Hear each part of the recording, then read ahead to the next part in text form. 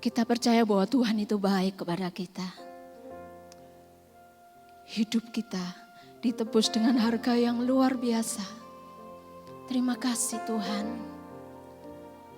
Kami percaya hidup kami adalah penyembahan di hadapan, persembahan yang hidup Tuhan.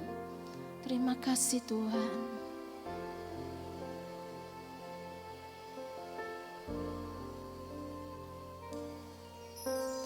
Pujian dan syukurku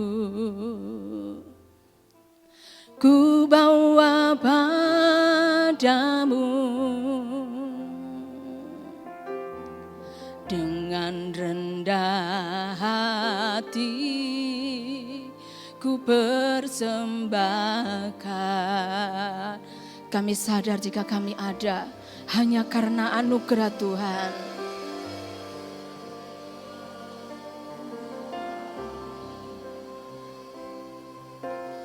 Hanya karena anugerah, bukan karena kekuatanku. Pujian dan syukur, pujian dan syukurku ku bawa padamu, dengan rendah hati ku persembahkan.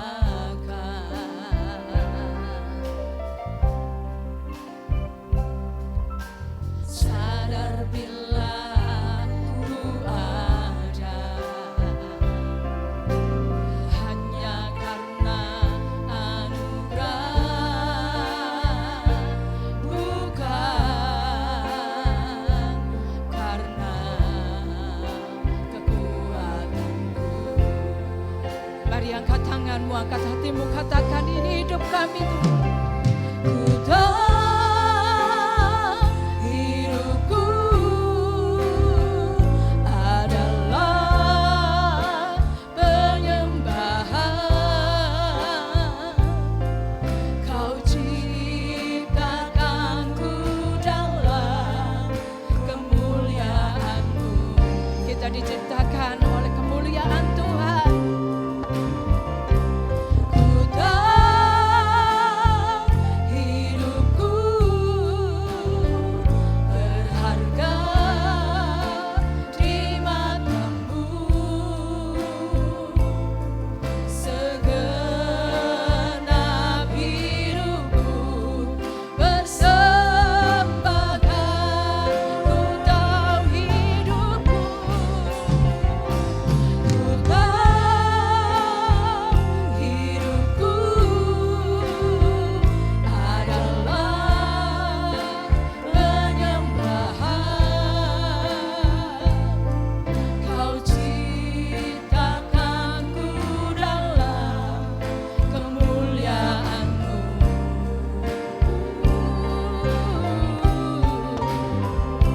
Ku tahu hidupku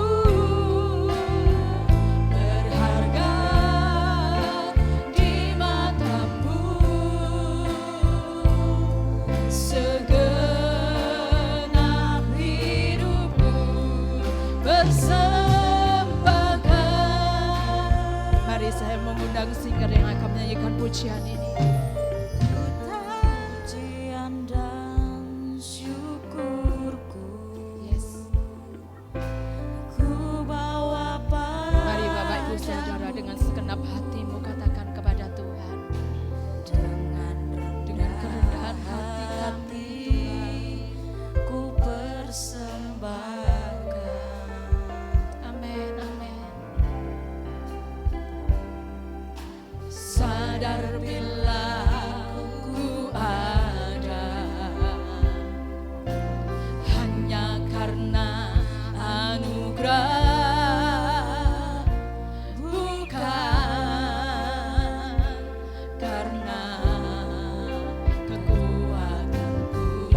Mari angkat tanganmu, katakan, ku tahu hidupku Tuhan. Ku tahu hidupku adalah penyembahan.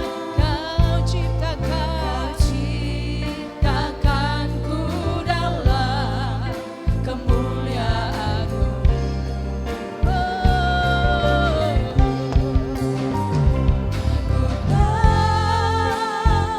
Hidupku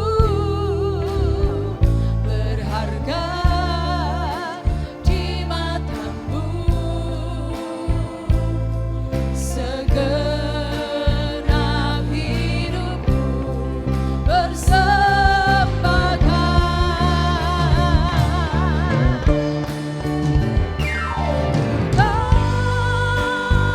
Hidupku adalah penyembahan.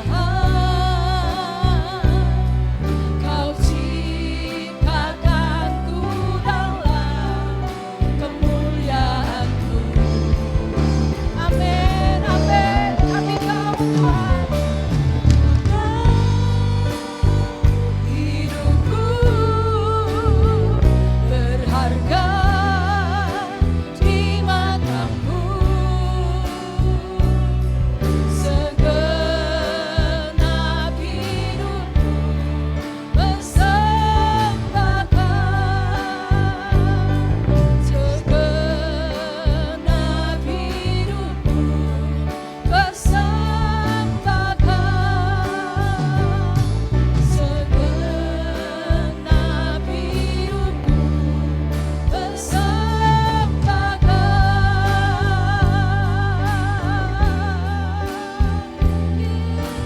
Hidup kami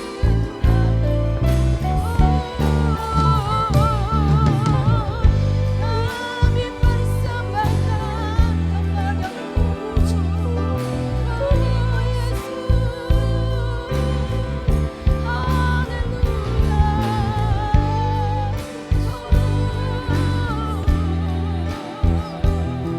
kami sembah Engkau Tuhan.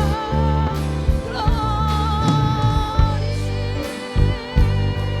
Kami naikkan syukur kepada-Mu, menaikkan sembah kami,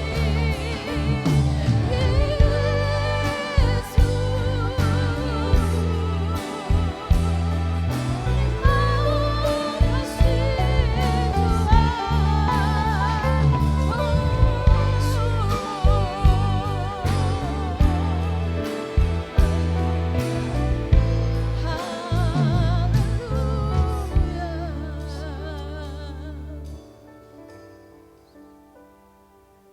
Terima kasih Bapa, terima kasih. Mari nyatakan ucapan syukur-Mu kepada Dia dengan segenap hati kami, ya Tuhan. Kami bersyukur. Terima kasih Yesus, terima kasih. Glory.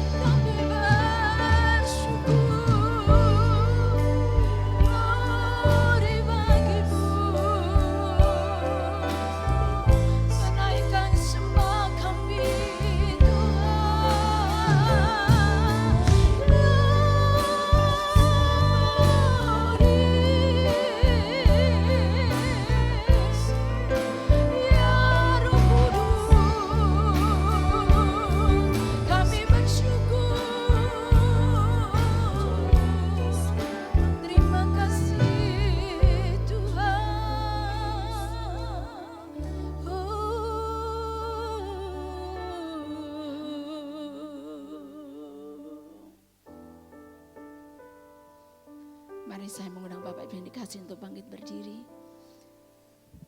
Mari kita angkat tangan kita. Kita angkat hati kita. Kita mau bersorak, bersyukur kepada Tuhan Allah yang hidup. Allah yang luar biasa. Allah yang tidak pernah meninggalkan kami sendiri. Allah yang selalu bersama dengan kami. Terima kasih Tuhan.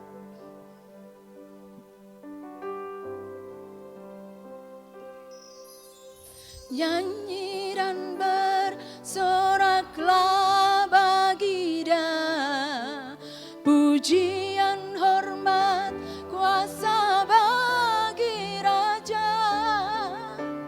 Gunung tunduk, laut bergelora, mendengar nama-Mu. Ku bersuka atas perbuatan-Mu, selamanya ku kasihi Engkau Tuhan. Tiada janji seperti yang ada padamu. Mari katakan, nyanyi dan bersoraklah bagi Raja kita. Nyanyi dan bersoraklah bagi Dia, pujian hormat kuasa bagi Raja.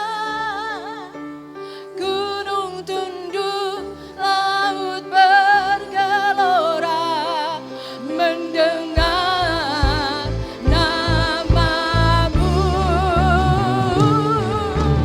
Ku bersuka atas perbuatan-Mu, selamanya ku kasihi Engkau Tuhan. Tiada janji seperti yang ada padamu.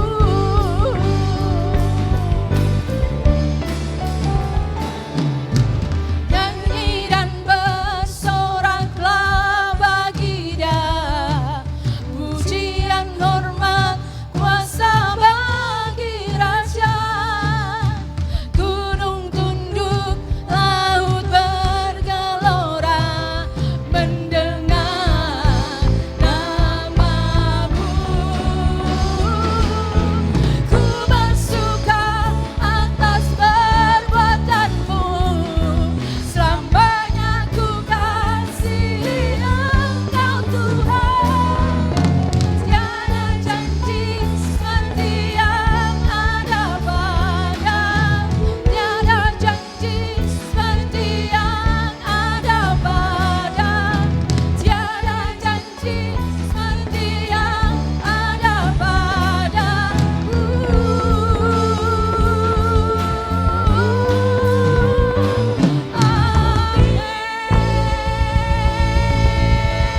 Haleluya. Terpujilah Tuhan Allah kita yang luar biasa. Haleluya. Diberkati Tuhan pada pagi hari ini Bapak Ibu dikasihi Tuhan.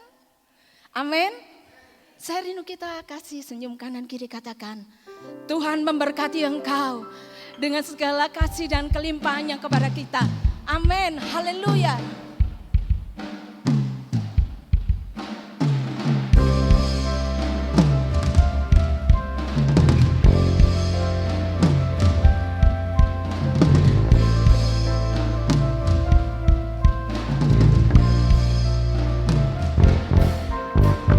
Kami yang telah ditebus dengan darah yang kudus, mengangkat pujian bagi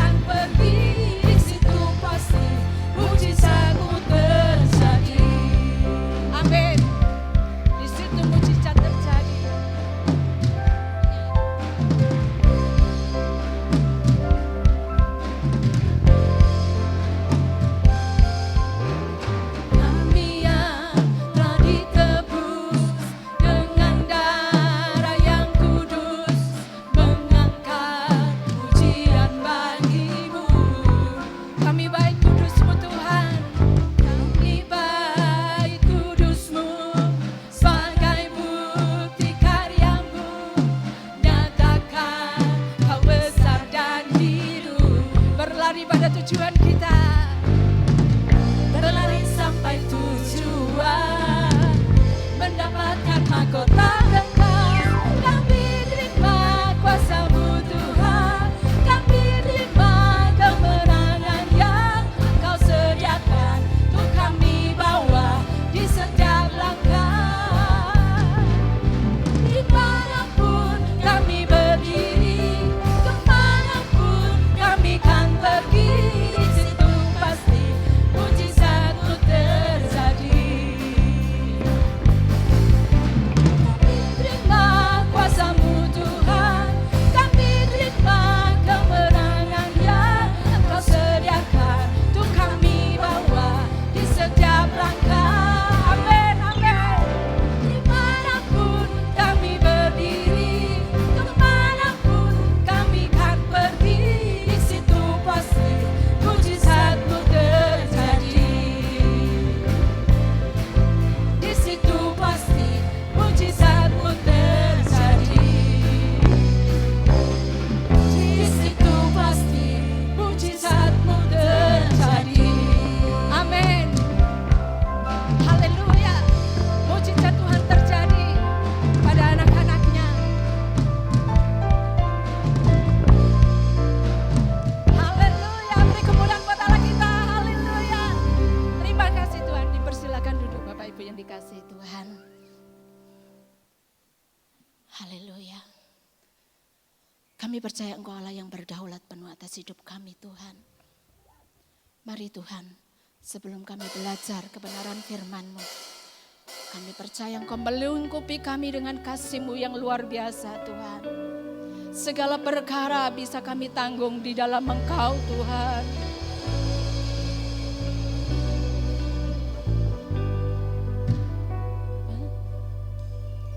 Penolong yang selalu setia, memenuhi keperluanku. Tak pernah Dia mengecewakan. Yesusku tak pernah gagal. Segala perkara dapat ku tanggung di dalam Dia yang memberi kekuatan. Tuhan Yesus penolong dan sahabat. Ku tetap percaya Tuhan setia. Yes, Engkaulah penolong yang setia dalam hidup kami Tuhan.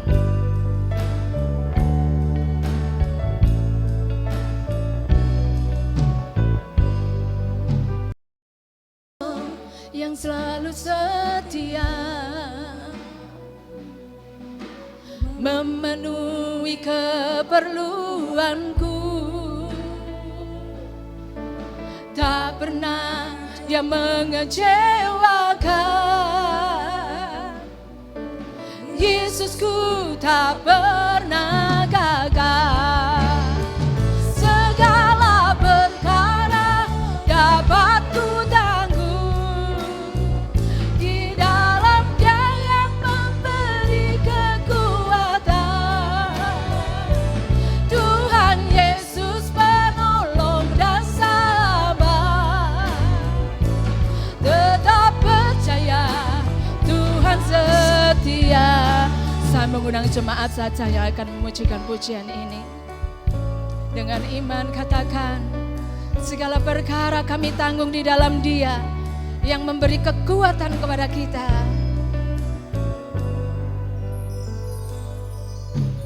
Penolong yang selalu setia. Amin, amin. Memenuhi keperluan. Dia yang memenuhi segala keperluan kita. Tak pernah Dia mengecewakan. Yes. Amin, amin. Yesusku tak pernah gagal. Mari dengan iman katakan, segala perkara dapat ku tanggung di dalam Dia yang memberi kekuatan.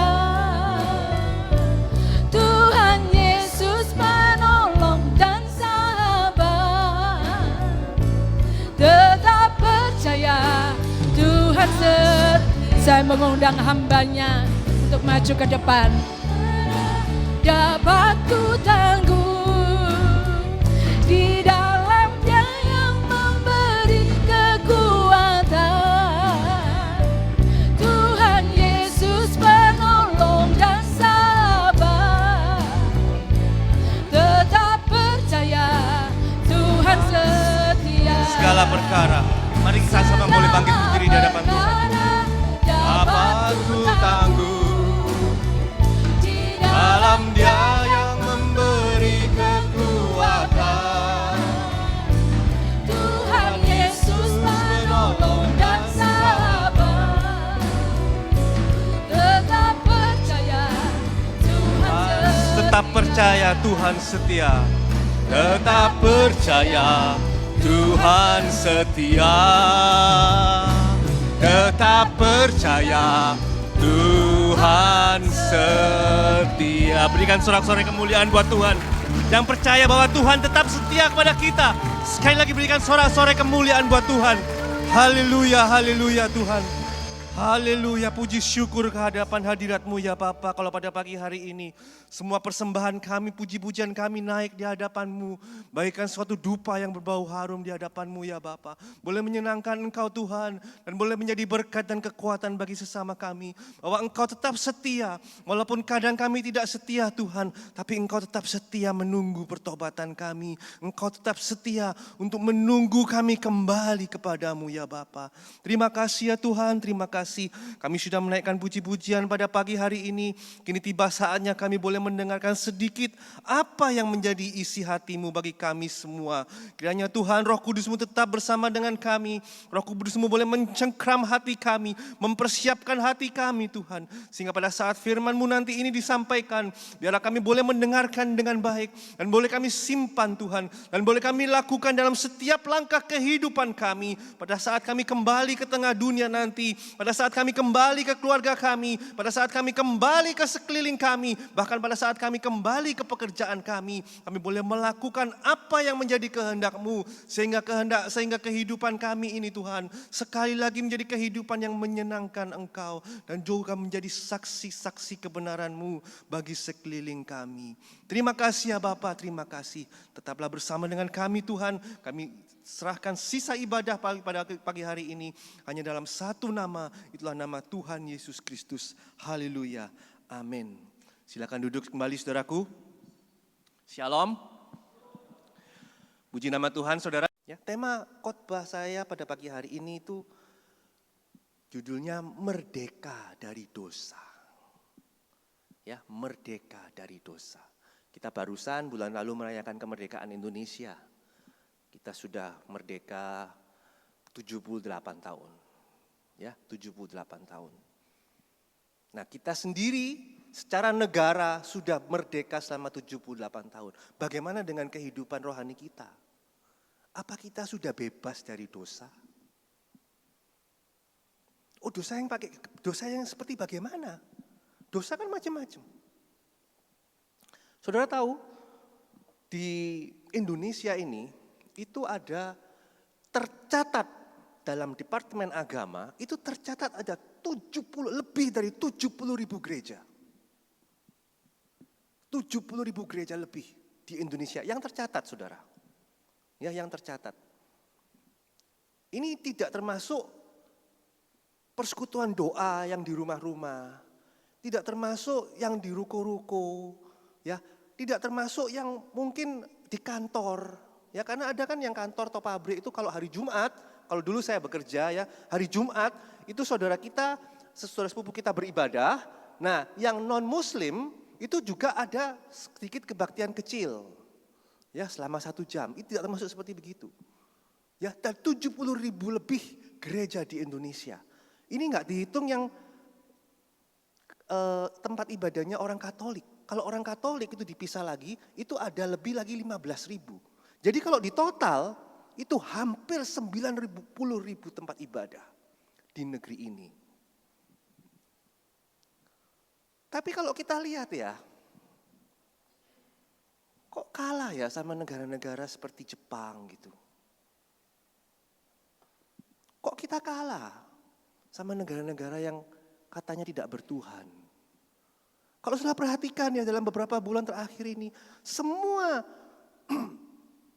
kejahatan yang besar yang terekspos dalam sosial media, itu sangat-sangat memalukan. Karena pelakunya itu bukan orang lain, saudara. Pelakunya itu dalam tanda kutip ngakunya orang Kristen. Ngakunya beragama Kristen, beragama Nasrani. Saya nggak perlu sebutkan lah. Ya itu karena itu sangat-sangat memalukan. Mulai dari yang membunuh anak buahnya itu ya. Terus sampai yang korupsi. Sampai yang terkena narkoba. Loh itu semua loh saudara. Saya itu sampai heran. Kenapa ya? Kenapa? Padahal di gereja ini mestinya kan kalau kita mendengarkan firman Tuhan. Kita kan harus mengerti.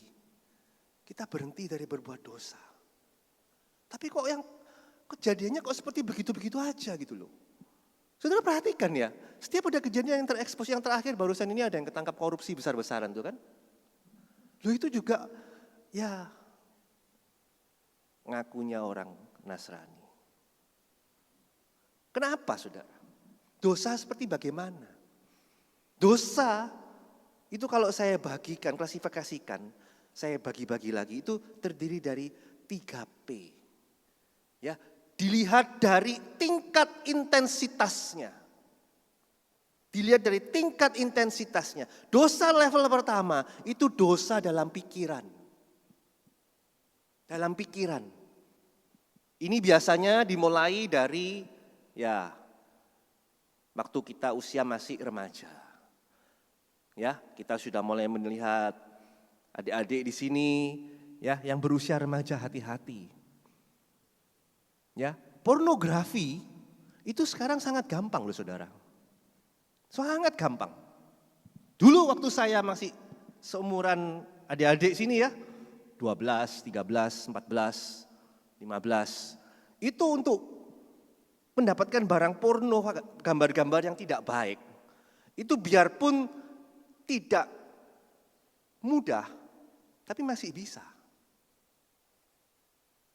Ya, usia saya waktu masih tahun 80-an lah. Ya, itu bisa saudara.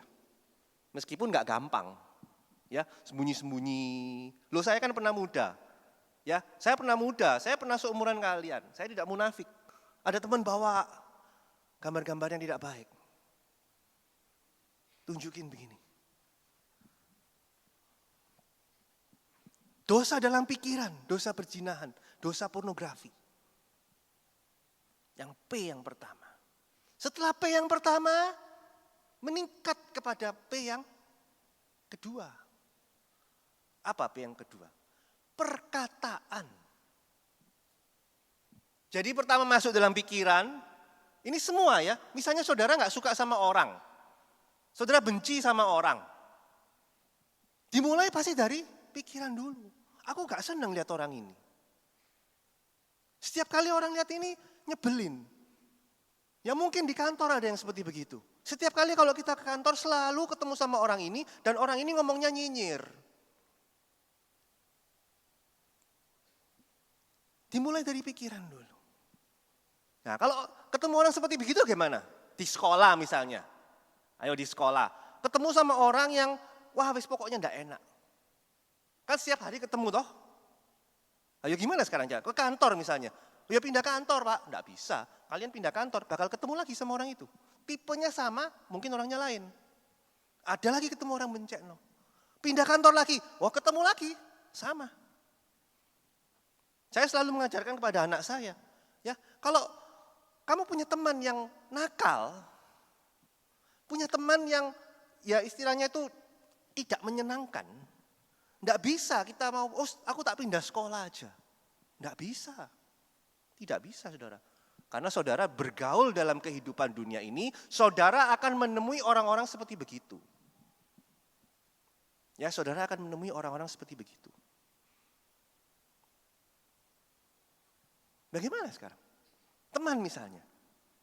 Teman yang tidak baik. Gampang toh?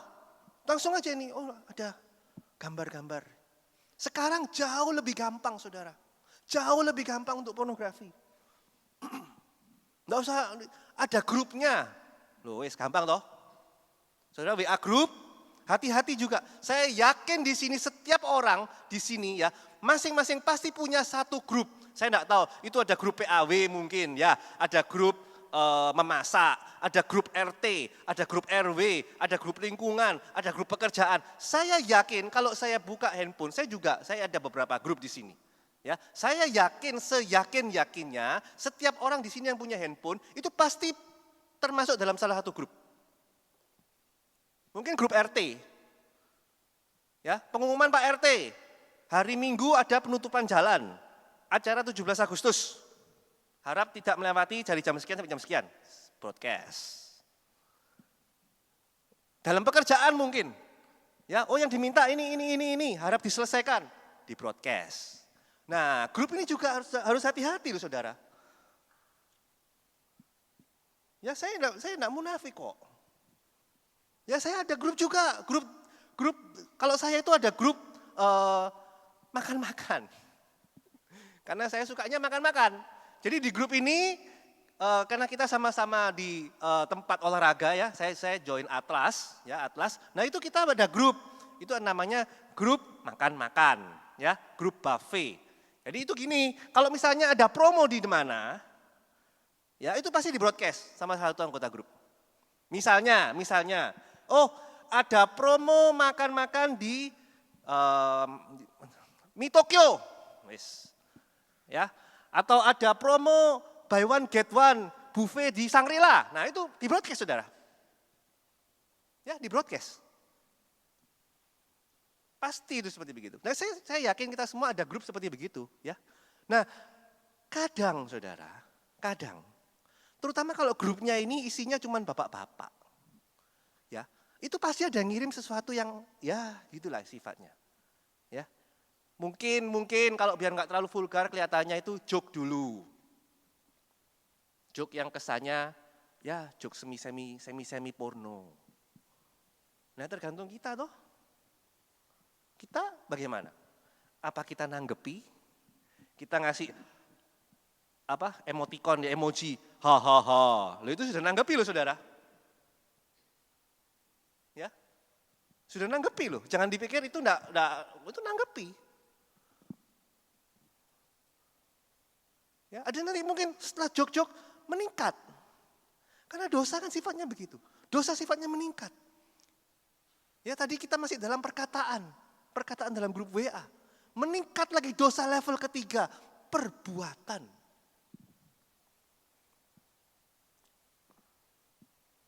Saya pernah baca ya.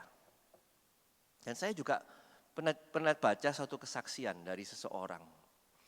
Dia itu pelayan Tuhan. Ya, pelayan Tuhan di mimbar seperti ini. Mungkin dia levelnya bukan WL tapi singer. Dan yang luar biasa saudara. Luar biasa, dia itu jadi simpanannya orang. Wanita. Dia pelayanan di mimbar. Dan plus jadi simpanannya orang. Dan hebatnya juga saudara, suaminya itu juga tahu. Suaminya itu juga sama-sama member di gereja itu. Tadi saya bilang ya, Indonesia memiliki hampir 90.000 tempat ibadah untuk Nasrani dan Katolik. Tapi tetap aja kita seolah-olah kita melihat kok tidak ada perubahan. Ya, kok tetap aja berbuat kejahatan seperti begini. Ini dosa yang selalu berkembang. Dosa yang selalu berkembang, dosa yang dipelihara. Mungkin kecilnya dia lihat-lihat ya, oh ya, lihat-lihat gambar, ya, lihat-lihat video. Ya, setelah lihat-lihat terus maju lagi dari pikiran, pergi lagi meningkat ke perkataan. Ya, bergabung dengan grup yang sesama isinya cabul. Karena sangat-sangat gampang di era digital seperti begini ya. Sangat gampang saudara, sekali lagi sangat gampang. Bahkan ada aplikasinya. Loh lah sudah, ada aplikasinya. Kalau dulu zaman saya, itu saya ingat sekali ya, itu suka ada waktu saya SMA, itu suka ada rahasia barang-barang terlarang di sekolah. Termasuk contohnya senjata tajam, ya mungkin ada yang bawa, ya enggak tahu bawa pisau, ya itu dirahasia biasanya. Ya, mungkin rahasia rambut gondrong, ya, dan juga sekarang rahasia gambar-gambar terlarang zaman saya dulu. Tapi kalau sekarang saudara, sekarang mau dirahasia handphone, aplikasinya disembunyikan. Luar biasa canggih loh. WhatsApp aja ada clone-nya. Ya, WhatsApp ini ada clone-nya, saudara. Ya, ada clone-nya. Mungkin misalnya kita mau selingkuh sama pasangan kita bikin aja clone WhatsApp. Ini saya tidak ngajari ya, saya tidak ngajari. Ya, tapi kemajuan teknologi ini luar biasa, luar biasa. Semakin mempermudah seseorang untuk berbuat dosa. Mau korupsi? Bisa. Wong cari yang halal aja susah. Yang cari yang haram aja susah. Apalagi yang halal. Zaman sekarang kan gitu. Di tengah segala impitan perekonomian kita, ya, orang itu akan berusaha dengan cara bagaimana untuk mendapatkan uang atau kekayaan. Saya barusan dengar dari cerita dari istri saya ya. Istri saya ini dia kan bergerak di bidang batu mulia. Saudara tahu, sekarang emas itu bisa dioplos loh saudara. Bayangkan, ya perhiasan emas itu bisa, emas batangan itu bisa dioplos. Jadi kalau saudara beli emas, ya misalnya saya beli emas untuk investasi, tidak banyak lah, mungkin katakanlah sekitar 5 gram atau 10 gram, ya diinvestasikan. Saudara tahu emas itu kalau dites kan luarnya, ya dites luarnya loh. Nah, ini kadar 90, ini kadar 75, ini kadar 60. Ya, tapi sekarang saudara, begitu hebatnya di dunia bisnis ini, jadi saudara tahu dibikin seperti kue lapis. Ya, jadi lapisan yang atasnya itu emas murni. Nah, bawahnya itu saudara dikasih besi. Dikasih besi. Loh begini loh kalau orang dagang itu. Saudara tahu? Hanya untuk sekedar mencari keuntungan. Jadi saudara tidak akan pernah tahu kalau emas ini sebenarnya emas dioplos. Saudara bisa tahu kalau emas ini dipotong. Kalau emas ini dipotong, ya misalnya ini emas misalnya segini ya, dipotong garisnya, nah saudara lihat dalam sudut tertentu kelihatan, loh yang atas sama bawah kuning, yang tengah-tengah kok warnanya agak beda. Nah itu loh saudara. Hati-hati saudara. Untuk apa sih? Untuk sekedar mencari keuntungan. Untuk sekedar mencari kekayaan. Sampai dioplos seperti begitu. Saya juga kaget. Bisa ya? Iya bisa. Ya saudara enggak mungkin toh. Saya mau beli emas. Coba ini potongan sih. Loh enggak bisa. Ya kalau kue. Dicoba. Ya toh ini saya mau dipotong dulu. Enggak bisa saudara. Ya begitu banyak tingkatan kejahatan yang dilakukan dalam bentuk perbuatan. Dan sekali lagi saya ngomong ya, yang melakukan ini biasanya saudara, nggak jauh-jauh lah. Nggak jauh-jauh mereka yang ngakunya Kristen. Saudara semua apa yang saya omongkan di sini ini bukan untuk orang lain. Ya bukan untuk orang luar. Seperti kita di sini. Orang setelah ibadah selesai, kembali ke perselingkuhannya. Kembali ke istri keduanya. Itu perbuatan. Dimulai dari yang kecil dulu. Pikiran, perkataan, dan perbuatan. Ya. Terus bagaimana caranya agar kita bisa lepas, kita bisa merdeka? Saudara kalau saya perhatikan ya, di gereja-gereja itu selalu rame. Tapi ya, kita lihat sendiri kenyataan yang ada. Ya.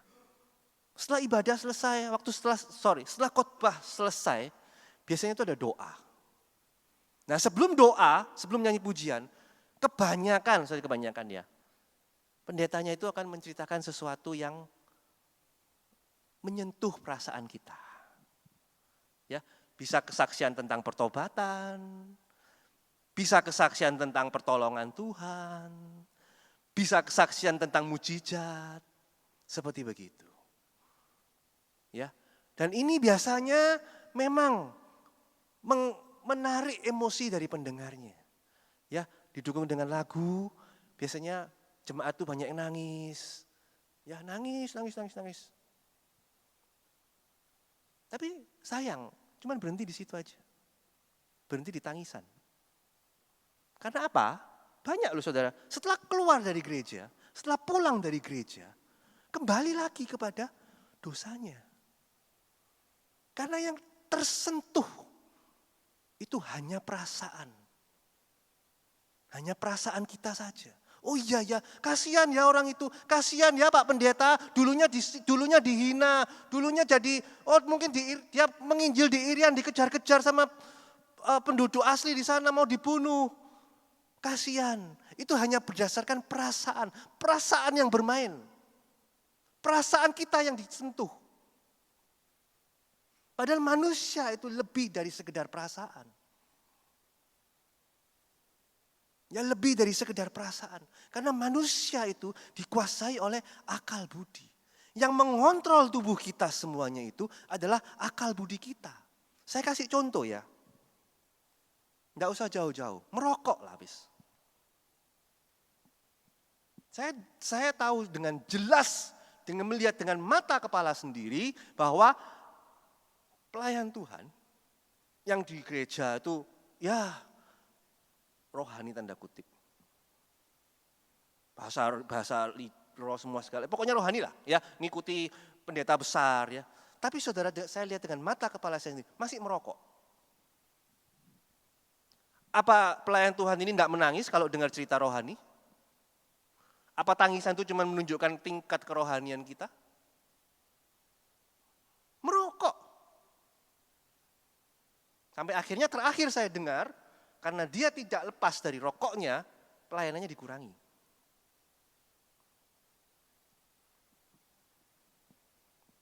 Ya mungkin enggak, mungkin sebentar, saya mau tanya. Di sini ada yang tahu enggak kalau merokok itu dosa?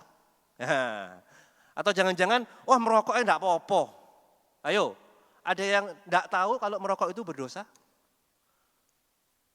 Tidak ada kok di Alkitab perintah ke-13. Jangan kamu merokok. Tidak.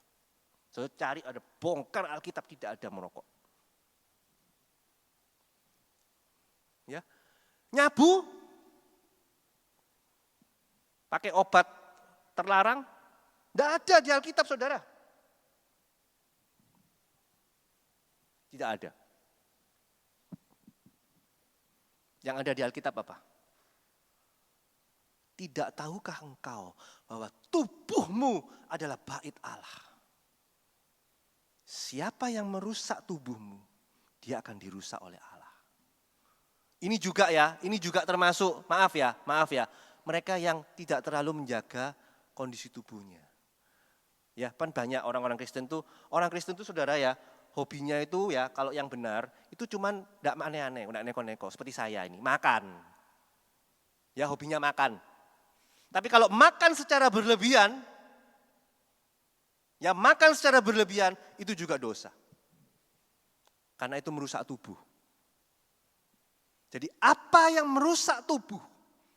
Termasuk merokok, termasuk minuman keras. Ya minuman keras itu kalau saudara minum terus-terusan, ya itu bisa merusak liver. Kalau occasionally mungkin 1-2 bulan atau dalam acara-acara tertentu, enggak apa-apa. Untuk seperti alkohol ya, seperti wine misalnya. Kan ada dalam budaya orang-orang di daerah barat sana ya, ada budaya-budaya seperti begitu. Saya mau nyoba minum wine. Ya, seperti begitu, itu budaya. Saudara, itu tidak berlebihan. Asal tidak berlebihan, itu tidak apa-apa. Sama seperti makan, saudara. Kalau saudara sudah tahu saudara kolesterol, tapi saudara setiap hari saudara sikat makanan-makanan yang bersantan, itu juga dosa. Saya kolesterol saya tinggi, asam urat saya tinggi, tapi setiap hari yang disikat kambing, bebek, babi. Kambing, bebek, babi, diputar lagi bebek, babi, kambing. Loh ya dosa, saudara. Ya, apa yang merusak tubuh itu pasti dosa. Dan sekali lagi saya tidak bilang untuk orang yang belum mengenal Tuhan loh ya. Karena Tuhan ada ayatnya. Tubuhmu adalah bait Allah. Karena tubuh kita sudah ditebus oleh korban Tuhan. Kembali lagi masalah merokok. Susah loh ngerokok itu. Lepas. Aku tidak bisa. Saya tidak bisa Pak. Tidak bisa kok. Kalau sudah ngerokok ya sudah ngerokok. Dari saya ngerokok sampai nanti saya meninggal, saya akan tetap sebagai perokok. Saudara sebagai seorang perokok, oke perokok berat. Sehari 3 bungkus, 2 bungkus. Ya, satu hari ada orang datang kepada saudara menantang. Pak A, ya, si A misalnya. Pak, kalau Bapak berhenti merokok selama 30 hari, pada hari ke-31, Bapak akan mendapatkan uang 1 miliar.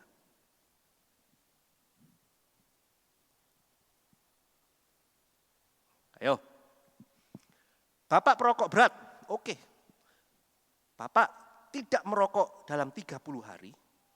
Dan ini ada ya, dimasukkan satu percobaan CCTV. Pada hari ke-31, Bapak akan mendapatkan uang 1 miliar. Saudara kira-kira yang dilakukan si A ini apa? Ya tetap merokok. Tergantung dari latar belakang ekonominya kan? Ya.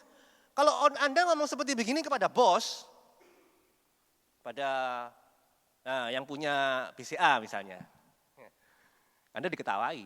Yang punya BCA itu latar belakangnya pabrik rokok ya. Pak, kalau berhenti merokok sebulan, nah di hari ke-31 Bapak dapat uang 1 miliar. Nah, Anda ngomong gitu sama orang BCA, sama yang punya BCA, ya omnya itu, susuknya itu akan ngomong, saya enggak bisa, ini kamu saya kasih 30 miliar, saya tetap merokok 30 hari. Ya seperti begitu, tergantung latar belakang ekonominya kan. Tapi kalau Anda ngomong itu pada orang yang membutuhkan, ya orang biasa yang membutuhkan uang 1 miliar, dia akan mencari segala macam cara untuk berhenti merokok selama 30 hari.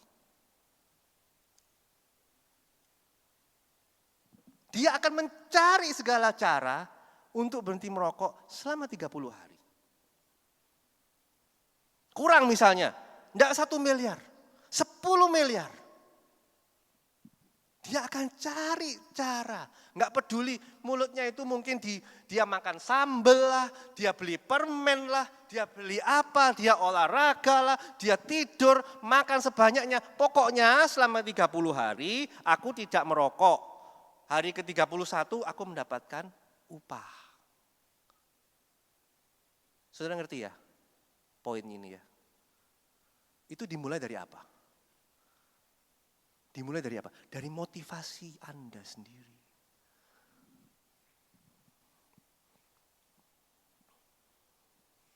Ya karena manusia itu diberi Tuhan akal budi. Ya diberi Tuhan akal budi. Coba dibaca Roma 12 ayat 2. Saya enggak terlalu banyak buka ayat ya karena saya takut enggak nututi, ada perjamuan.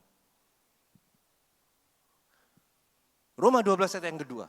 Janganlah kamu menjadi serupa dengan dunia ini, tapi berubahlah oleh pembaharuan budimu.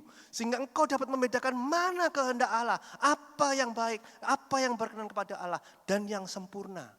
Saudara kita ini diberi akal budi, saudara. Akal budi kita ini akan menentukan bagaimana kita menguasai tubuh kita.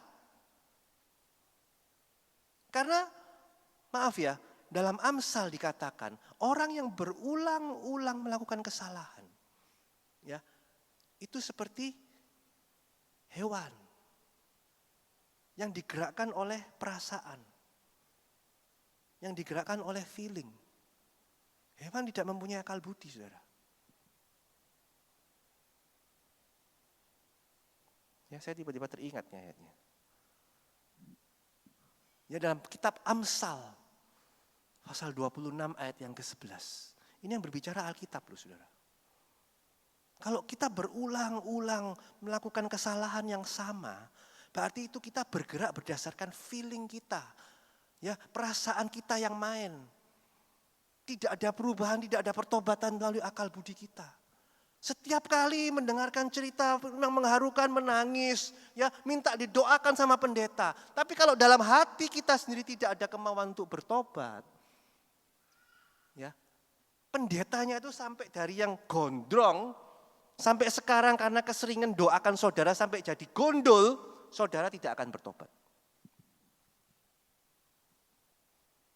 Tidak akan bertobat, saudara.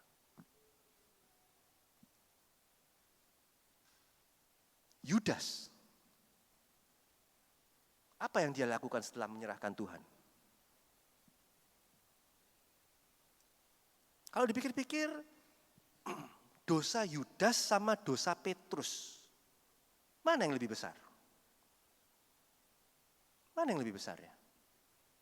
Kalau menurut saya, dosa Yudas ini sebenarnya bukan dosa yang baru.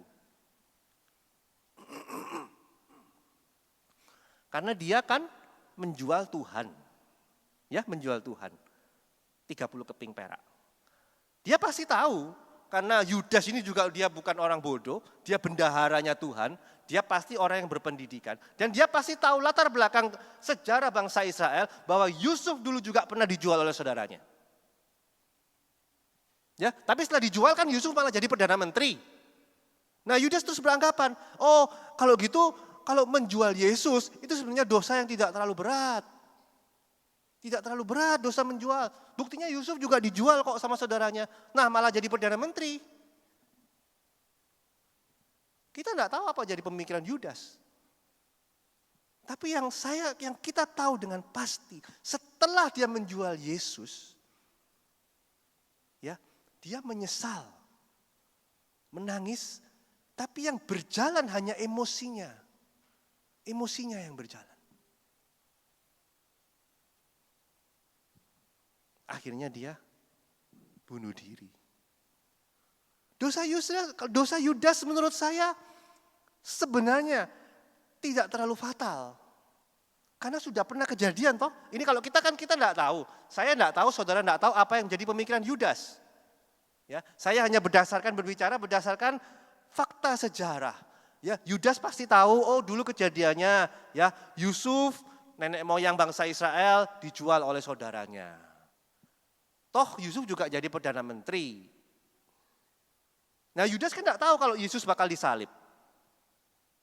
Itu yang membuat dia menyesal. Tapi menyesal tidak dilanjutkan oleh perbuatan, tidak dilanjutkan oleh pertobatan, oleh akal budi. Hanya menyesal, sekedar menyesal dalam perasaan aja, feeling saja. Saudara ngerti ya? Jadi kalau kita bertobat, itu dimulai dari akal budi dulu. Saudara mendengar cerita-cerita yang mengharukan, saudara tersentuh hati saudara, ya, saudara menangis. Itu suatu permulaan yang sangat baik. Permulaan yang sangat baik, tapi jangan berhenti hanya di perasaan. Saudara harus maju lagi. Ya, ubah akal budi kita.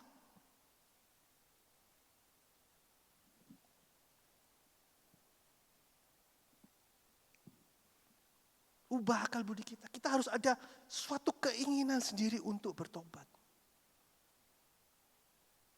Harus ada suatu keinginan untuk bertobat.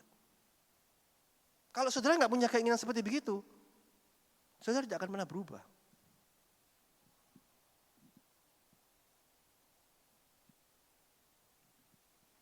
Ya, coba kita baca 1 Korintus 9 ayat yang 27. Ya, 1 Korintus 9 ayat 20. Aku melatih tubuhku dan menguasai seluruhnya supaya sesudah memberitakan Injil kepada orang lain, jangan aku sendiri ditolak. Ini juga berlaku buat saya. Sebelum saya ngomong seperti begini, saya lihat apa saya sudah menguasai, apa saya sudah berubah secara akal budi kita. Karena itulah kelebihan kita dari makhluk ciptaan Tuhan yang lain. Sekali lagi kalau saudara melakukan hal yang sama terus berulang. Ya, tidak ada yang mustahil di hadapan Tuhan. Tadi saya sudah kasih contoh kan? Tidak ada yang mustahil.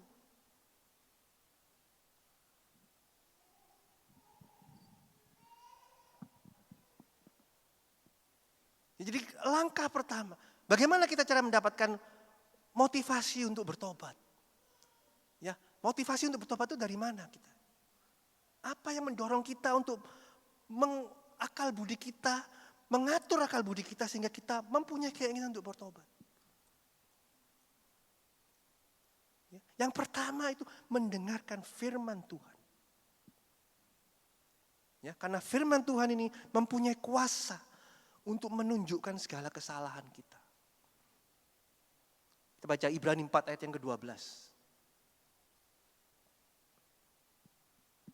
Ya, dikatakan di sini bagaikan pedang yang bermata dua, menunjukkan setiap apa yang menjadi kesalahan kita. Ya, saudara, di sini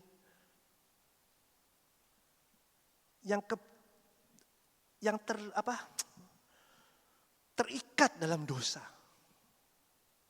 bertobat. Anda sudah tahu macam-macam dosa. Dosa benci misalnya. Ya, dosa benci. Gimana kalau setiap hari ketemu sama orang yang sama? Setiap hari ketemu sama orang yang sama terus berulang. Bagaimana? Ya sudah cukup menjauh. Karena Alkitab berkata jangan bergaul dengan orang yang jahat. Pergaulan yang jahat merusak kebiasaan yang baik. Jangan bergaul. Ketemu orang kantor misalnya yang menjengkelkan. Ya sudah ngomong seadanya. Ngomong secukupnya.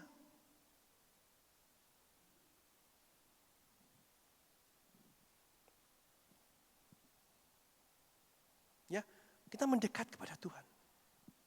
Tuhan akan memberikan kita hikmat untuk menjadi motivasi. Ya. Sekarang saya kasih contoh misalnya ya. Kenapa kita kok mau berhenti berbuat dosa? Wah, biar mendapatkan hidup yang kekal. Oke, tapi itu kan masih jauh. Ya saudara ya, saudara gampang mana sekarang? Mendapatkan hidup yang kekal atau bisa bayar kos-kosan? Gampang mana sekarang? Mana yang lebih realistis? Kan gitu. Saudara mau membalas kasihnya Tuhan, itu baik, itu betul, itu indah. Tapi yang terdekat dahulu saudara. Apa saudara mau ditolong oleh Tuhan? Apa engkau mau rumah tanggamu dipulihkan oleh Tuhan? Apa engkau mau pekerjaanmu dipulihkan oleh Tuhan? Itu yang realistis dalam kehidupan kita. Hidup kekal, ya hidup kekal itu pasti jaminan. Tapi itu masih nanti saudara. Kita kan tidak tahu umur kita. Ya, kita tidak tahu Pak Robert umur berapa. Bisa Pak Robert umur 100 tahun.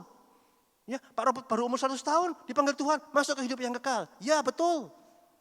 Tapi yang terdekat dahulu. Saya sendiri misalnya. Apa yang menjadi keperluan kita? Apa yang menjadi kebutuhan kita? Itu jadikan motivasi agar kita berubah, saudara. Ya, jadikan motivasi untuk kita berubah. Yang kedua sekarang, setelah tadi punya motivasi, ya motivasi yang benar dari pendengaran akan firman Tuhan. Ya, kita baca ayat-ayat yang terakhir. 2 Timotius 3 ayat 16. Ya, 2 Timotius 3 ayat 16. Nah, tulisan diilhamkan oleh Allah bermanfaat untuk mengajar, menyatakan kesalahan, untuk memperbaiki kelakuan dan mendidik orang dalam kebenaran. Motivasi kita untuk bertobat, akal budi kita diperbaharui, timbul dari mendengar akan firman Tuhan. Jangan kalau saudara berdosa, ya, saudara malah menjauh dari Tuhan. Wes aku tak lihat dari YouTube aja. Ya, karena itu hal yang sangat-sangat tidak baik. Setelah saudara mempunyai motivasi, harus ada motivasi dulu, keinginan dulu bertobat. Yang kedua apa? Yang kedua saudara mulai berhenti terlebih dahulu. Ya, atau setidaknya stop mengurangi. Karena dalam dunia ini Alkitab berkata yang jahat akan bertambah jahat. Langkah pertama kita stop atau kita mengurangi. Dulu ngerokok sehari 3 bungkus. Saudara punya motivasi, saya mau bertobat. Karena apa? Karena saya mau melihat keluarga saya ditolong oleh Tuhan. Saya ngerokok 5 bungkus. Atau saya punya selingkuhan. Atau saya suka berzina. Saya mau bertobat, saya punya motivasi untuk apa? Untuk pekerjaan saya dipulihkan Tuhan. Dikurangi saudara. Kalau bisa berhenti itu bagus, kalau nggak bisa ya dikurangi dulu. Tadinya ngerokok 3 bungkus, dikurangi dulu 1 bungkus. Enggak peduli caranya bagaimana. Saudara mungkin, ya tadi saya bilang, saudara mungkin makan, tidur, makan permen, gigitin lombok, apapun lah. Tapi saya yakin karena akal budi kita itu menguasai seluruh tubuh kita. Kalau pikiran kita bilang A, tubuh pasti akan ngikuti. Dan ini yang harus dilatih. Ini yang harus dilatih. Saudara tahu bagaimana caranya seorang pelari ultramaraton yang 1 hari berlari, dia bisa 100 kilo. 100 kilo dia sehari berlari. Jadi tidak mungkin langsung berlari, hari ini mulai latihan, hari ini lari 100 kilo, tidak mungkin. Pertama dia lari mungkin tidak jauh-jauh, mungkin 1 kilo, sudah ngos-ngosan. Capek ya. Nah, besok diulang lagi, mungkin nambah lagi 1,5 kilo. Nambah lagi besoknya 2 kilo, terus nambah. Sampai akhirnya dia bisa apa? 100 kilo. Nah yang menentukan ini siapa? Perasaannya, pikirannya. Pikirannya yang bekerja. Pikirannya yang membuat motivasi. Kita mau mengurangi, mau terlepas dari dosa. Kita mulai dulu perlahan-lahan. Ya kita mulai dulu perlahan-lahan. Marah misalnya. Saya kasih contoh lagi. Ada yang dosa marah. Ya, sudah tahu dosa marah. Marah itu bagaimana? Kita itu marah itu biasanya kepada siapa sih? Ayo marahnya kepada siapa? Kita marah itu biasanya kepada yang biasanya begini. Kita marah kepada yang lebih kecil, ya, yang lebih kecil, atau secara struktur sosial yang di bawah kita. Betul ya? Misalnya saya marah sama anak saya, ya, atau saya marah misalnya sama, ya mungkin karena ada pegawai yang negur, saya marah sama pegawai, ya, seperti begitu. Amat jarang atau bahkan tidak mungkin seseorang itu marah kepada yang di atas. Saudara ngerti ya? Nggak mungkin saya misalnya marah sama Pak Wali Kota, lu nggak mungkin saudara. Meskipun kan kadang sekarang viral, wah menghina kepala pemerintahan, ya itu kan nggak wajar.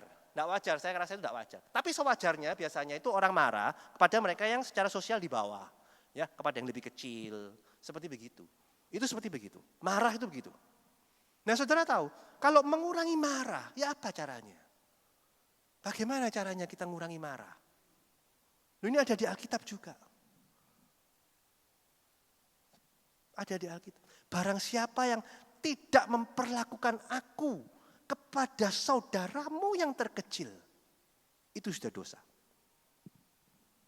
Saudara ingat ya? Jadi kalau saudara mau marah, saudara lihat. Bayangkan, saudara kalau mau membayangkan Tuhan mungkin terlalu abstrak. Saudara bayangkan misalnya si A ini yang mau saudara marahi. Misalnya saudara sebagai ketua RT.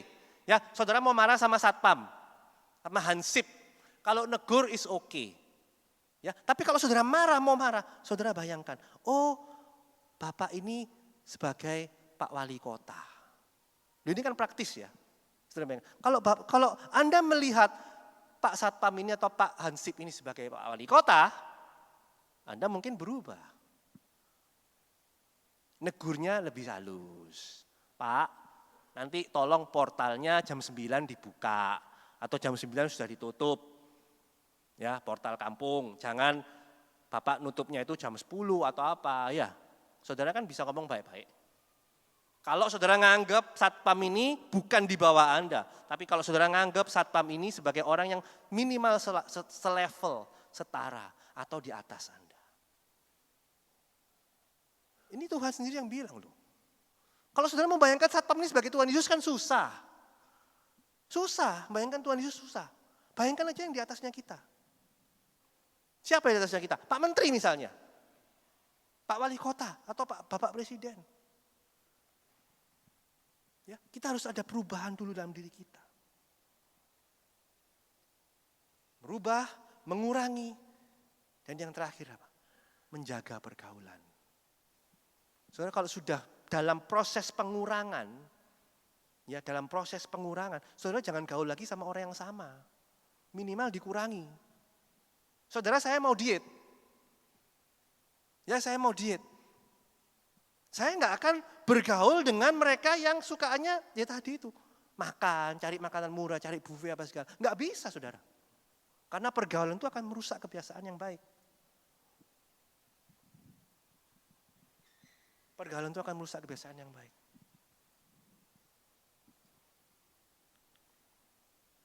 Ya, firman Tuhan tidak saya perpanjang karena kita ada perjamuan.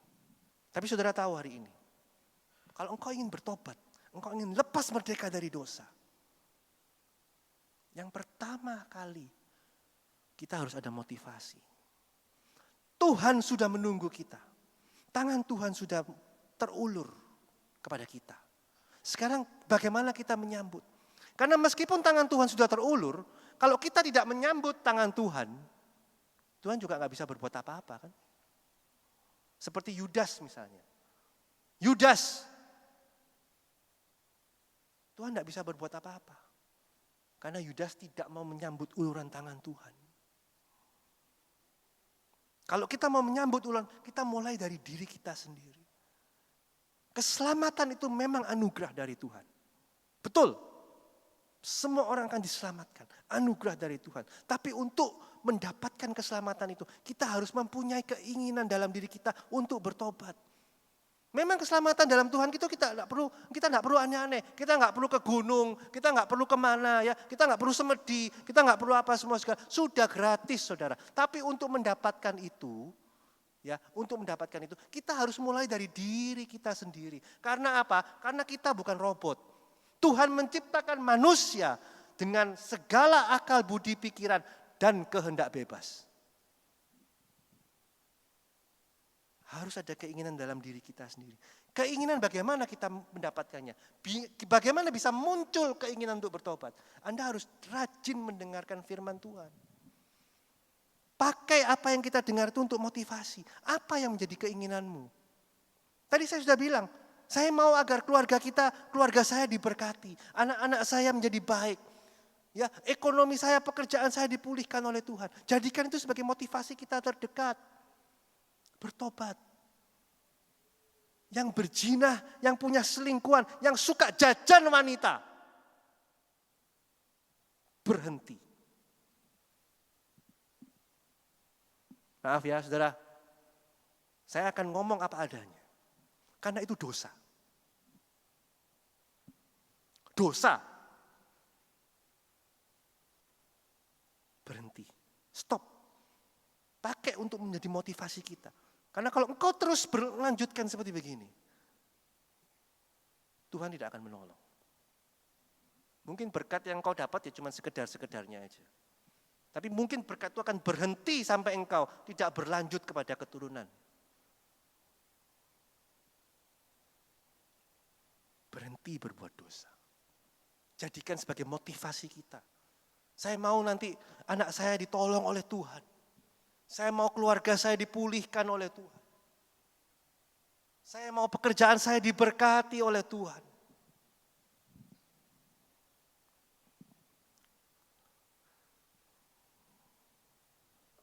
Saya tidak berpanjang. Saya undang hambanya yang akan melayani perjamuan untuk mengambil alih. Dan musik saya undang sekali lagi untuk tampil ke depan. Lambang tubuh dan darah dari Tuhan. Keselamatan Tuhan sudah buktikan dengan pengorbanannya. Tapi Tuhan tidak akan bisa berbuat apa-apa kalau dari saudara sendiri tidak ada keinginan, tidak ada kemauan untuk bertobat. Kalau tidak ada kemauan, tidak ada keinginan untuk bertobat, saudara akan mengulang kembali dosa yang sama. Dan minggu depan saudara akan kembali duduk di tempat ini dengan dosa yang sama. Melakukan dosa yang tetap sama. Yang merokok tetap merokok.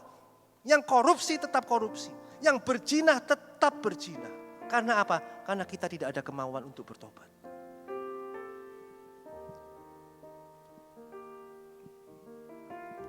Kalau engkau sungguh-sungguh mau bertobat pada pagi hari ini, tangan Tuhan selalu terulur. Tangan Tuhan selalu terulur. Berseru kepada Tuhan, Tuhan, aku mau bertobat, tapi aku terikat oleh dosa seperti begini.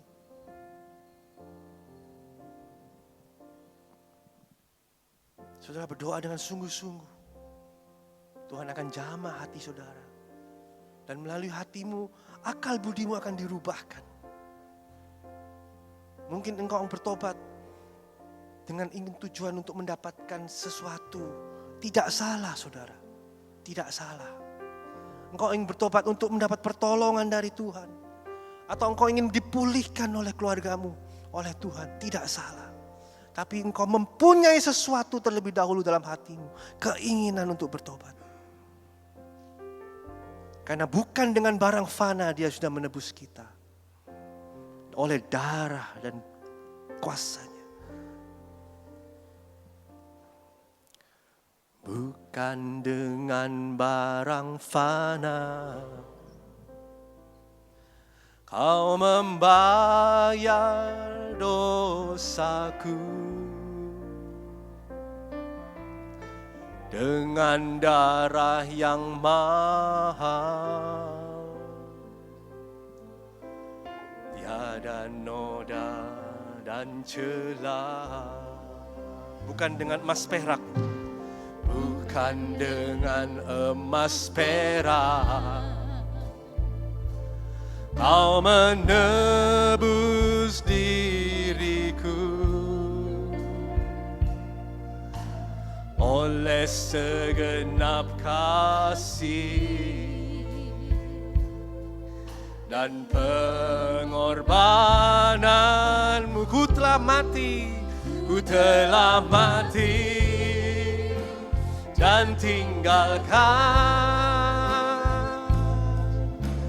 cara hidupku yang lama.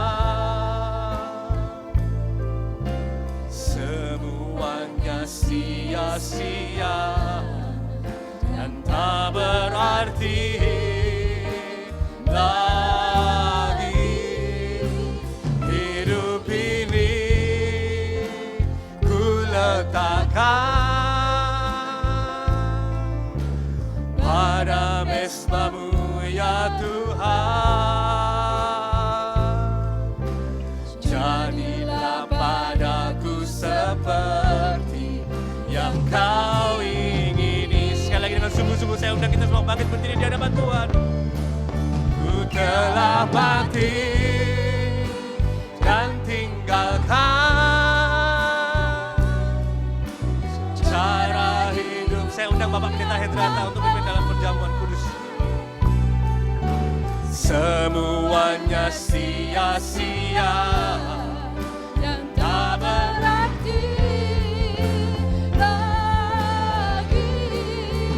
Hidup ini ku letakkan pada mesbah-Mu ya Tuhan. Jadilah padaku seperti yang Kau ingini.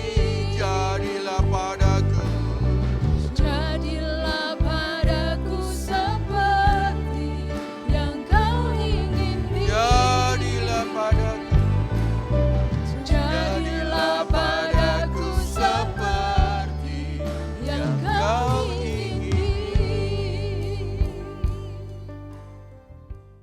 segala puji, hormat, dan syukur Bapa hanya bagi kemuliaan nama-Mu. Terima kasih Tuhan atas kebenaran firman-Mu yang Tuhan ajarkan di dalam kehidupan kami pada pagi hari ini Tuhan. Ajari kami terus Tuhan senyampang perpanjangan usia dan kesempatan yang Tuhan berikan di dalam kehidupan kami. Kami terus mensucikan perjalanan kehidupan kami. Kami terus mensucikan perjalanan kehidupan kerohanian kami Tuhan. Untuk kami terus berkenan di hadapan-Mu. Ampuni segala kekurangan kelemahan kami Tuhan. Layakkan kami Tuhan untuk berjalan, untuk merdeka dari dosa. Terima kasih Bapa. Tuhan berkati hamba-Mu yang telah mentangkan kebenaran firman-Mu. Tuhan bimbing dan bimbing Bapak Michael Tuhan di dalam perjalanan kehidupannya, di dalam rumah tangganya, beserta seluruh keluarganya, terus dengan pelayanannya, untuk terus banyak memberikan jiwa untuk kerajaan surga. Terima kasih Bapak. Sebentar kami akan bersekutu dengan tubuh dan darah-Mu. Ampuni segala kekurangan kelemahan kami Tuhan. Layakkan kami Tuhan untuk bersekutu dengan tubuh dan darah-Mu Tuhan. Sebab perjalanan kehidupan kami selanjutnya, bahwa kami harus tahu bahwa hidup kami telah ditebus. Bukan dengan emas dan perak, tetapi dengan darah dan tubuh-Mu Tuhan. Terima kasih Bapak. Dalam nama Tuhan Yesus Kristus kami akan mulai sakramen perjamuan kudus pagi hari ini. Haleluya. Amin. Dengan barang fana, kau menebus dosaku. Dengan darah yang mahal, tiada noda dan celah. Bukan dengan emas perak, kau menebus Hidupku oleh segenap kasih dan pengorbananmu,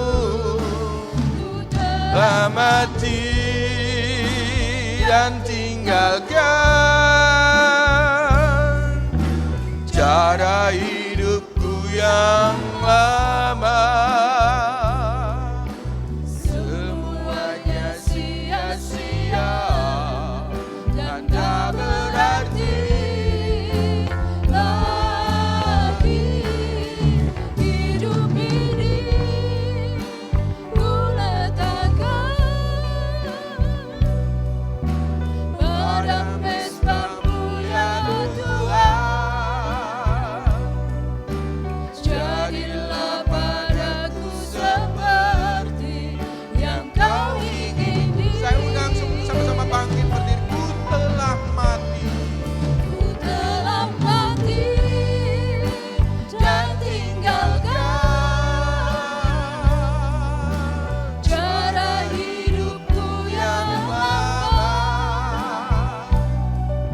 Semuanya sia-sia dan tak berarti lagi. Hidup ini ku letakkan pada mesbah-Mu ya Tuhan.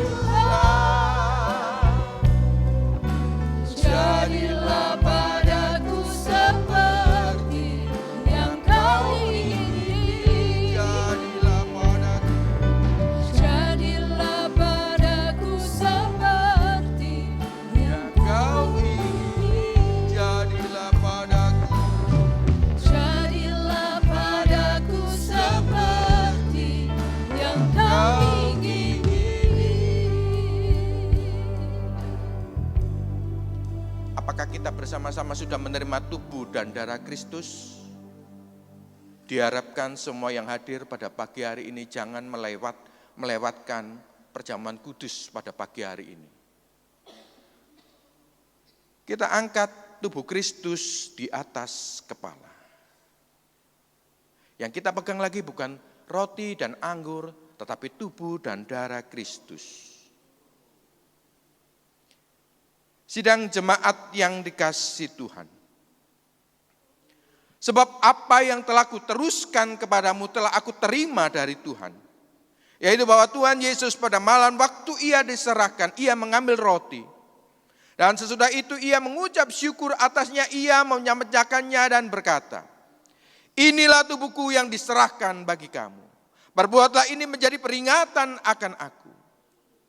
Bukankah roti yang kita pecah-pecahkannya adalah persekutuan dengan tubuh Kristus? Amin. Mari kita makan bersama-sama dalam nama Tuhan Yesus Kristus.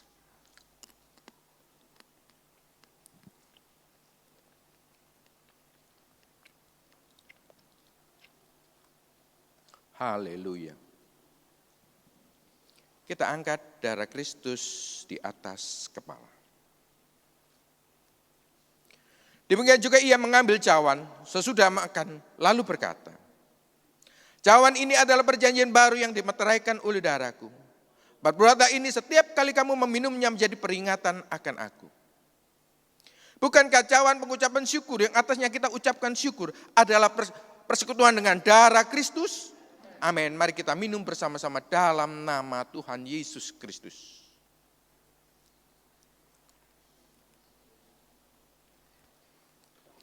Haleluya. Haleluya. Haleluya. Kami bersyukur kepadamu Tuhan. Kalau sampai pada pagi hari ini Tuhan masih mengasihi di dalam kehidupan kami. Tuhan masih memberi kesempatan di dalam kehidupan kami. Untuk bersatu dengan tubuh dan darah. Ajari kami terus Tuhan. Untuk menghormati, untuk menghargai pengorbananmu 2000 tahun yang lalu. Dan atas kesempatan perpanjang usia yang Tuhan berikan di dalam kehidupan kami. Ajari kami terus Tuhan. Untuk kami mengisi hari-hari yang Tuhan berikan. Dengan lebih berkenan di hadapan. Ampuni segala kekurangan kelemahan kami Tuhan. Dalam nama Bapa, Putra, dan Roh Kudus. Dalam nama Tuhan Yesus Kristus. Kami bersyukur Tuhan kepadamu. Haleluya. Amin. Puji Tuhan, kita akan mendengarkan persembahan pujian dari adik terkasih kita.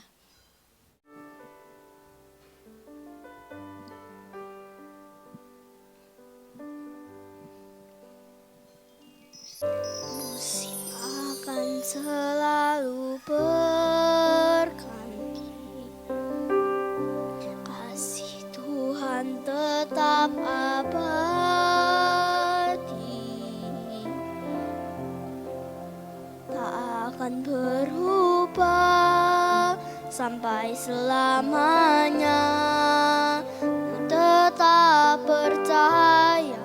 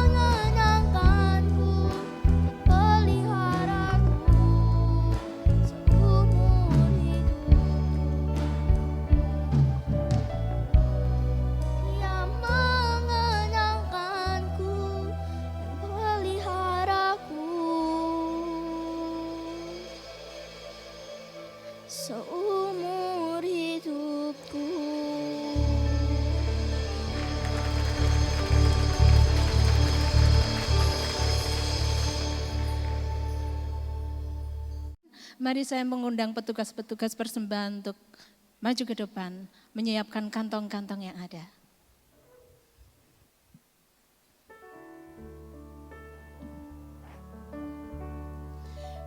Ku yakin Engkau memberkati aku berlimpah-limpah dan memperluas daerahku,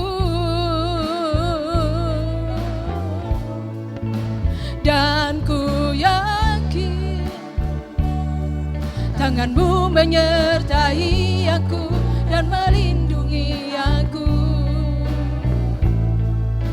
daripada malapetaka, sehingga kesakitan tidak menimpa aku. Ku yakin Engkau memberkati aku berlimpah-limpah dan memperluas daerahku, dan ku yakin tangan-Mu menyertai aku dan melindungi aku daripada malapetaka. Saya mengundang Bapak Ibu yang dikasihi untuk bangkit berdiri. Kita akan tutup ibadah kita pada pagi hari ini dengan satu keyakinan Tuhan memberkati kita. Haleluya. Ku yakin Engkau memberkati kami Tuhan dan memperluas dengan kasih Kristus Bapak Endrata untuk menutup ibadah kita.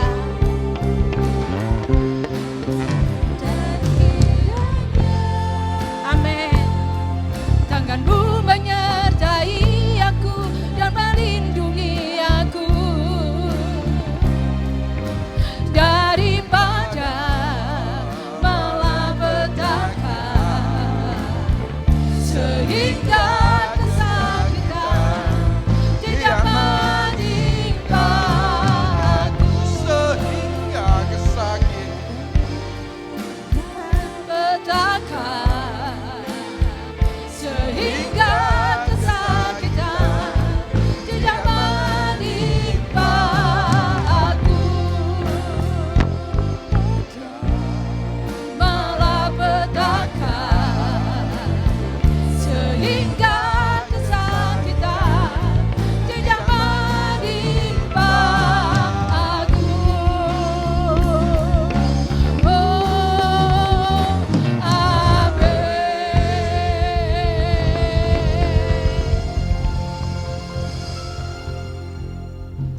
Haleluya, haleluya, haleluya. Kami mengucap syukur kepadamu Tuhan. Kalau sampai pada hari ini Tuhan masih memberi kekuatan dan kesehatan di dalam kehidupan kami. Sehingga kami dapat beribadah bersama-sama pada pagi hari ini Tuhan. Terima kasih Tuhan untuk negara dan bangsa kami yang selalu aman, tentram, dan cuaca yang terang pada pagi hari ini. Sehingga kami dapat dengan aman dan damai untuk dapat beribadah Tuhan. Pimpin dan bimbing terus perjalanan kehidupan kami Tuhan. Senyampang perpanjangan usia yang Tuhan berikan di dalam kehidupan kami. Untuk kami terus merdeka dari dosa. Untuk kami terus mengikis segala kekurangan, kelemahan kami, ketidaklayaan kami di hadapan-Mu Tuhan. Ampuni kami Tuhan. Ajari kami terus Tuhan. Untuk kami terus hidup seiras dengan kebenaran firman-Mu Tuhan. Ajari kami terus Tuhan. Untuk mengisi hari-hari yang Tuhan berikan di dalam kehidupan kami. Dengan pikiran yang berkenan di hadapan-Mu. Dengan perkataan yang berkenan di hadapan-Mu. Dengan perbuatan yang sesuai dengan kehendak dan rencana-Mu Tuhan. Pimpin dan bimbing di dalam acara ibadah, di dalam tempat ini setiap hari Minggu pagi Tuhan. Untuk kami terus bersama-sama beribadah, untuk kami terus bersama-sama memuji dan memuliakan nama-Mu. Berkati gembala sidang kami yang terkasih Ibu Yusuf, di dalam perjalanan kehidupannya, di dalam rumah tangganya, beserta seluruh anak, menantu, dan cucu-cucunya. Tuhan, pimpin dan bimbing Tuhan, supaya keluarga Bu Yusuf untuk terus menjadi cermin kemuliaan-Mu dan banyak membentangkan jiwa untuk kerajaan surga. Dan terus dapat membimbing kami Tuhan, seluruh sidang jemaat GPT Logos. Berkati setiap acara ibadah di dalam tempat ini. Berkati seluruh hamba-hamba-Mu yang terlibat pelayanan di dalam tempat ini Tuhan. Ajari kami terus Tuhan, melayani karena mengasihi-Mu Tuhan. Melayani karena Tuhan sudah memberi kehidupan di dalam kehidupan kami. Melayani karena Tuhan sudah banyak berbuat di dalam kehidupan kami Tuhan. Terima kasih Bapak. Berkati negara dan bangsa kami Tuhan, agar dalam keadaan selalu aman dan damai.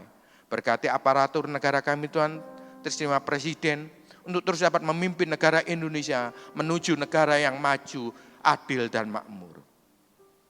Sebentar kami akan pulang Tuhan, ratakan jalan yang kami lalui, tutup bungkus kami Tuhan dengan kuasa-Mu ajaib, dengan kendaraan apapun yang kami tumpangi Tuhan. Kami mohon para malaikat-Mu Tuhan berjalan bersama kami di sepanjang perjalanan kami menuju tujuan kami berikutnya atau ke setiap rumah tangga kami masing-masing. Sidang jemaat yang dikasihi Tuhan, mari kita sama-sama angkat tangan kanan kita di atas kepala. Untuk semua doa-doa yang kita panjatkan, untuk semua kebutuhan kehidupan kita, untuk semua masalah problema yang membelit kehidupan kita, mari kita angkat tangan kanan kita di atas kepala. Dan letakkan tangan kiri kita di dada. Kita belajar. Apa yang kita pikirkan, apa yang kita katakan, apa yang kita lakukan, sesuai, seiras dengan kebenaran firman Tuhan. Maka Tuhan akan menggenapi setiap janji-janji dalam perjalanan kehidupan kita. Sidang jemaat yang dikasihi Tuhan, terimalah berkat daripada Allah Bapa, cinta kasih dan kasih sayang daripada Tuhan kita Kristus Yesus, dan dengan persekutuan Roh Kudus yang senantiasa menyertai kehidupan kita, mulai pagi hari ini sampai selama-lamanya. Dalam nama Bapa, Putra, dan Roh Kudus, dalam nama Tuhan Yesus Kristus, semua yang telah diberkati Tuhan sama-sama katakan, amin. Selamat pagi, hati-hati di jalan.